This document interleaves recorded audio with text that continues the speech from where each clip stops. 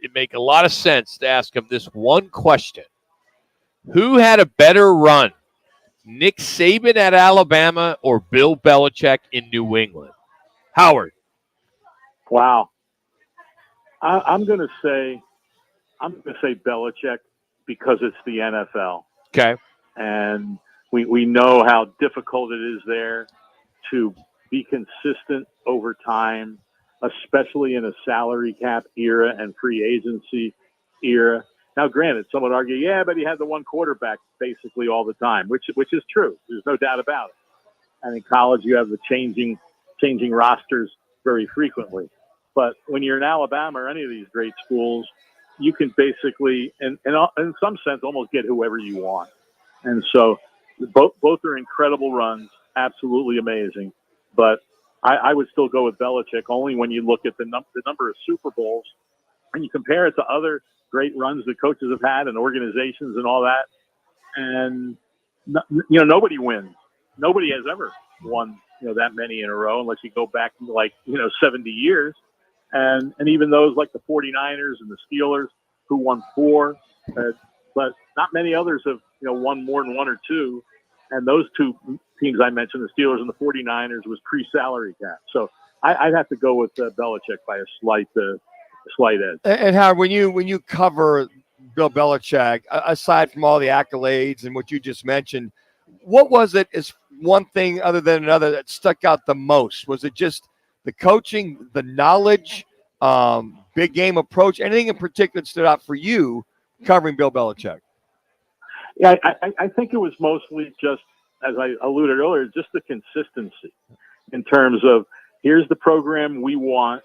It's not for everybody. Not everybody's going to like it in terms of how buttoned up it is and all those things. But he always made sure to get the type of players who were going to be fine with that. And obviously, while Brady was a big part, they also had a whole lot of other, exceptional players and coaches, throughout that time. So to me, it was the consistency with their way of doing things. It doesn't mean it's the only way, but that way worked, and it worked for a very long time, year after year. And so that's the thing, that jumps out at me. And the other thing, guys, is, there's a certain perception of him as being the old curmudgeon who doesn't want to answer questions, and all those things. But I'll tell you, I've read a lot of the transcripts over the years from him. And when you're trying to press him about an injured guy or talk about this, he's not going to give you anything.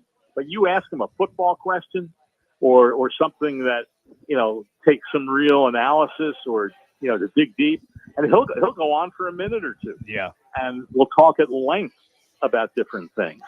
And one day I'll share a story.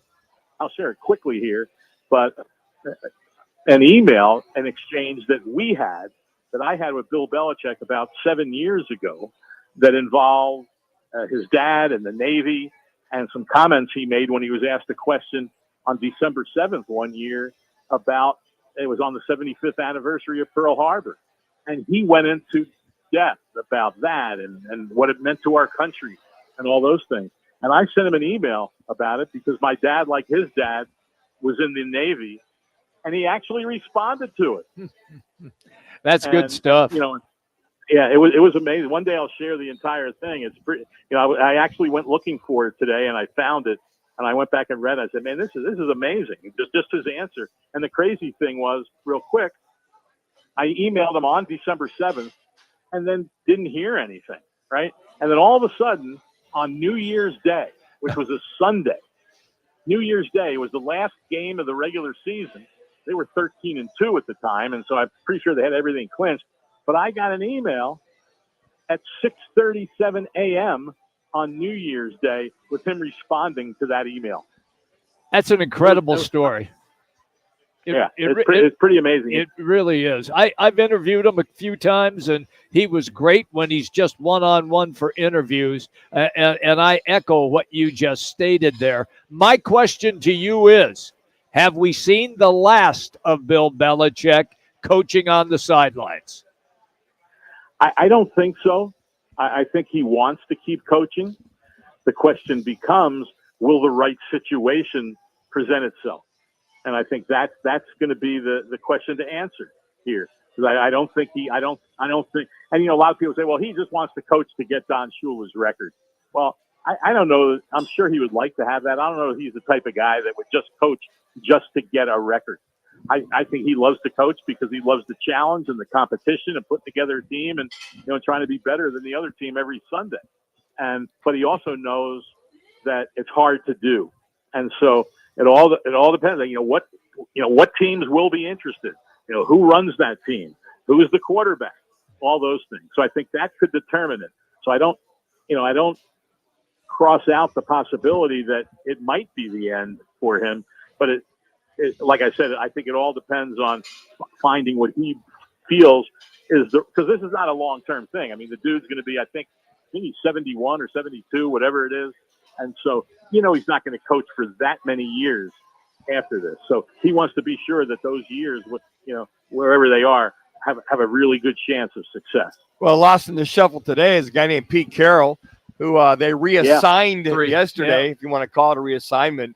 So you look at Pete Carroll's another potential guy down the road, but I would think it to be a really good scenario for Pete to come out of the Seattle organization when he's had total cooperation with that organization as a head coach.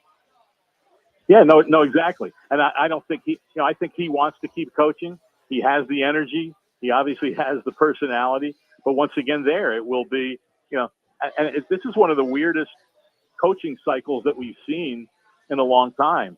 When you have a guy like Carroll, when you have a guy like Belichick, you have a guy like Mike Vrabel and Ron Rivera, who aren't in those guys' class, but are still damn good coaches and are younger. And so, and then you have the whole Jim Harbaugh thing hanging over everybody. So, what teams are going to be not? And here's the thing too: not only looking to get a coach like that, but are going to be the team's going to be willing to pay big money for those guys. And so that'll determine their landing spots if there is one in this cycle. And this is going to be one of the more fascinating ones, I think, that we have witnessed in a long, long time. He's Howard Balzer. Howard, as always, thanks for some time, man. We always appreciate it. My pleasure, guys. Take care. Howard Balzer joining us here on the Right to It guest line. Appreciate him joining us. I was looking at some buyouts because we were talking during the break.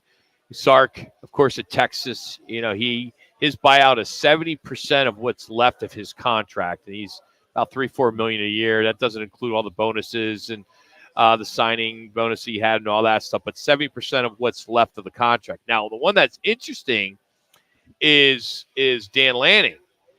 His guaranteed compensation is $52.2 million. His contract runs through 2029, and his buyout is $20 million. He's not going anywhere. He's not going. Oh, he came out and said today too, that he's not. But going. Monetary wise, the Rock's getting at it. Yeah. I just why would you leave? I mean, exactly. You're there. You're set. Steve Sarkisian makes the most sense. Guy has had success when he was there. He's been there a couple times. Yep. He would be great, but Texas is that kind of same job as Alabama. Yeah. Right. I mean, it's right Absolutely. there. And now that's in the SEC. Right. So there's no reason to leave Texas. Plus, Tuscaloosa versus Austin. Come on. I mean, you been to Tuscaloosa? Yeah, I've been to both. Yeah. Got some great tailgate stories from Tuscaloosa. Tuscaloosa, man. I had to take a Greyhound bus from Birmingham to Tuscaloosa. Yeah. I got dropped off at a gas station, and my buddy Spencer Tatum, who used to come on this show, was picking me up because I missed my flight connection from Phoenix or wherever I was. Yeah. And I was literally on a Greyhound bus because it was all I could do to get there in time so I could see the game. And we met Saban at halftime. It was great. It was cool. Great place to see a game. But I'd never been on one of those buses. I've been on short buses. I've been on long buses, but I've never been on a Greyhound bus. The guy next to me, I'm like, where are you heading? He goes, I'm heading to Jacksonville. I go, where'd you start? He goes, L.A. He'd been on that bus for like 3 days. Oh, yeah. At a gas station, Rock. No, this is on the bus. He sat next to me. But I got dropped off one of the stops in Tuscaloosa was this gas station. And then I got picked up. I had to sit there for 2.5 hours. Wow. Was there a Dairy Queen across the street as well? well? No, there was, but I saw a lot on my way. We'll finish up next. It's Rocket Manouche and Jimmy B. Fox 10. Transaction complete. How's that credit card statement looking?